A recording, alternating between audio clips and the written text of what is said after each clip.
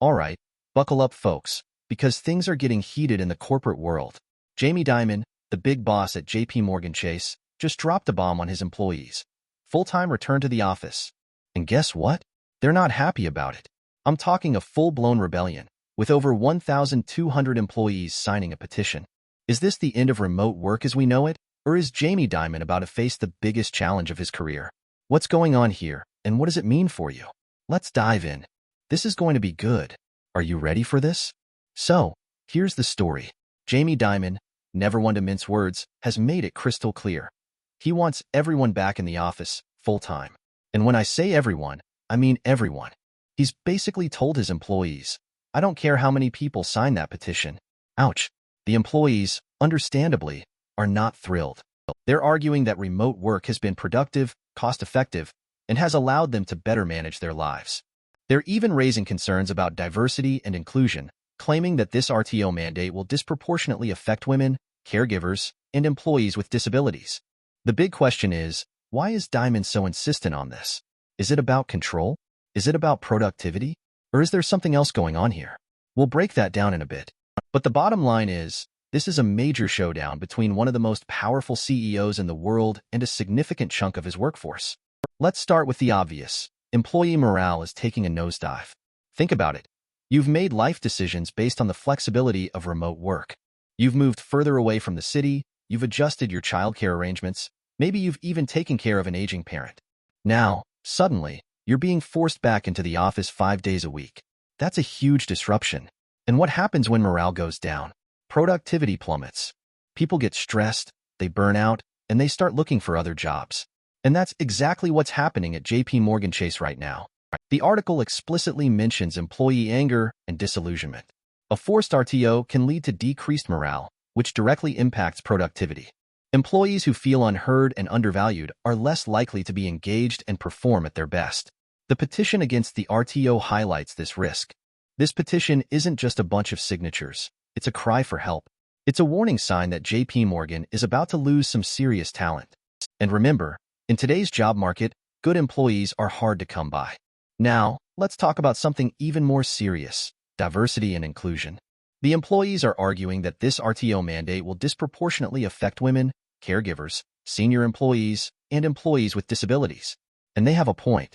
Women are often the primary caregivers in families, and remote work has allowed them to balance their careers with their family responsibilities. Senior employees may have health issues or other reasons why they prefer to work from home. And employees with disabilities may find it difficult to commute to the office every day. Forcing these employees back into the office could effectively push them out of the company, and that would be a huge loss for JPMorgan Chase. Losing these employees would not only reduce diversity within JPMorgan Chase, but it would also mean losing valuable experience and institutional knowledge. Plus, there's the potential for legal challenges. If the RTO policy is perceived as discriminatory, JPMorgan Chase could face lawsuits and damage to its reputation.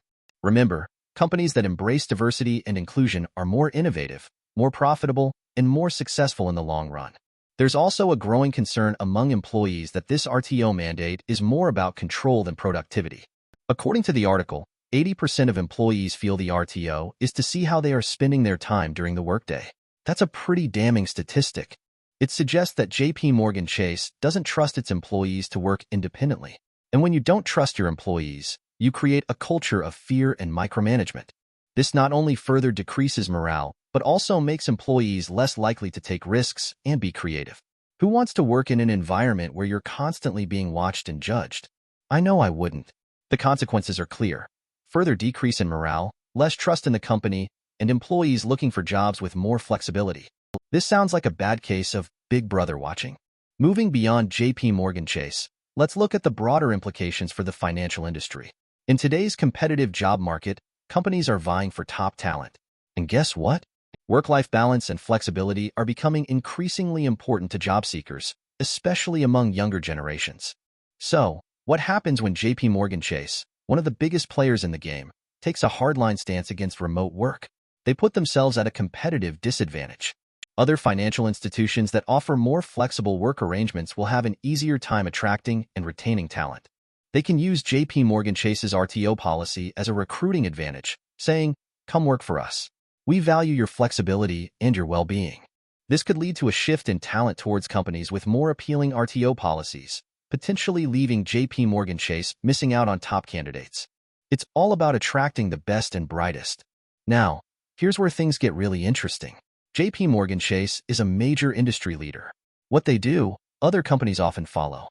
So, will other financial institutions and companies in related sectors feel pressured to adopt similar hardline RTO policies?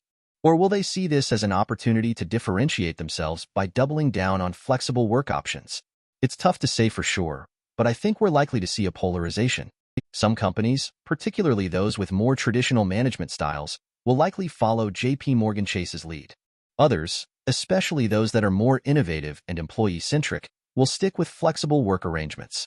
This could create a wider trend of stricter RTO mandates in the financial sector, or a clear division between companies embracing flexibility and those demanding full-time in-office presence. It's a real fork in the road for corporate America. And let's not forget about the impact on commercial real estate. Empty office spaces have been a concern for commercial real estate. A return helps to fill those spaces. A widespread return to the office could bolster demand for commercial real estate in major financial centers. Think about it. If all these companies are forcing their employees back into the office, they're going to need more office space. Increased value in commercial real estate. This could be good news for landlords and developers, but it could also lead to higher rents and increased costs for businesses. It's a complex issue with a lot of moving parts. Zooming out even further, let's consider the broader socioeconomic impact. Stricter RTO policies could disproportionately affect women and caregivers, potentially reversing progress made in gender equality in the workplace. As we discussed earlier, women are often the primary caregivers in families, and remote work has allowed them to balance their careers with their family responsibilities. Forcing them back into the office could make it harder for them to stay in the workforce, potentially reinforcing traditional gender roles and limiting their career advancement opportunities. This could also widen the gender pay gap, as women may be forced to take lower-paying jobs with more flexibility. It's a real setback for gender equality. And what about the impact on urban planning and commuting patterns? Increased commuting as more workers are forced back to the office, leading to greater traffic congestion, pollution, and strain on public transportation. Think about all those extra cars on the road, all that extra pollution in the air, all those extra people crammed onto trains and buses.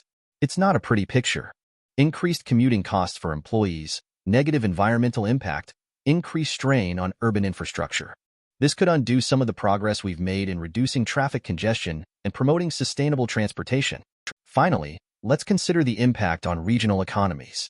A shift back to in-office work could benefit major urban centers with large financial districts, potentially drawing talent and investment away from smaller cities and rural areas that benefited from the rise of remote work. Remote work enabled people to live outside of city centers. This could lead to increased urbanization, potential economic decline in areas that experience growth due to remote work, widening of the geographic economic divide. It's a real risk that we need to be aware of. Now, let's dive into the risks associated with JPMorgan Chase's RTO mandate. First up, business risks. The articles explicitly mention employee anger and disillusionment.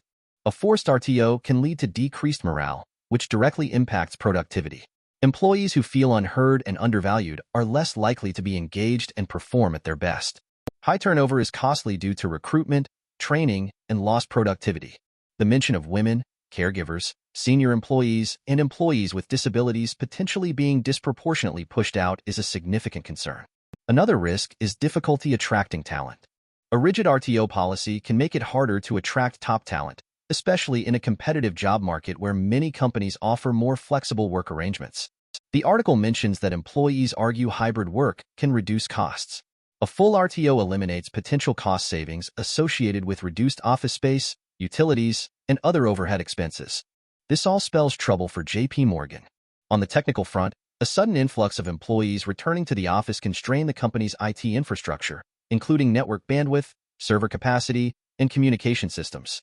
Increased in-office presence may also lead to more significant security risks. The hybrid model allows for more diverse workflows, and returning to the office poses the risk of insider threats and data theft. JPMorgan really needs to double down on security. But perhaps the biggest risks are the ethical ones. Dimon's dismissive comments demonstrate a lack of empathy for employee concerns and a disregard for their well-being. This can create a toxic work environment and erode trust between employees and management. The argument that the RTO policy disproportionately affects certain groups raises concerns about discrimination and inequality. Finally, many employees made life decisions based on the understanding that they would have some flexibility in their work arrangements. Forcing them to return to the office full-time can be seen as a violation of trust and a breach of commitment. JP Morgan is playing with fire here. So, what's the takeaway here? Jamie Dimon's strong stance on RTO at JP Morgan Chase is a gamble. It has the potential to trigger a cascade of effects, impacting not only the company's employees, but also the broader financial industry and society as a whole. While the company may believe that full-time in-person work is beneficial, it needs to carefully consider the potential negative consequences for employee morale, productivity, retention, and reputation. A more empathetic, flexible, and transparent approach may be necessary to mitigate these risks and ensure a successful transition back to the office. The future of work is not about going back to the way things were. It's about finding a new balance that works for both employers and employees. And that's something Jamie Dimon needs to understand before it's too late. What do you think? Is Jamie Dimon right, or is he making a huge mistake? Let me know in the comments below. And don't forget to like and subscribe for more insights into the future of work.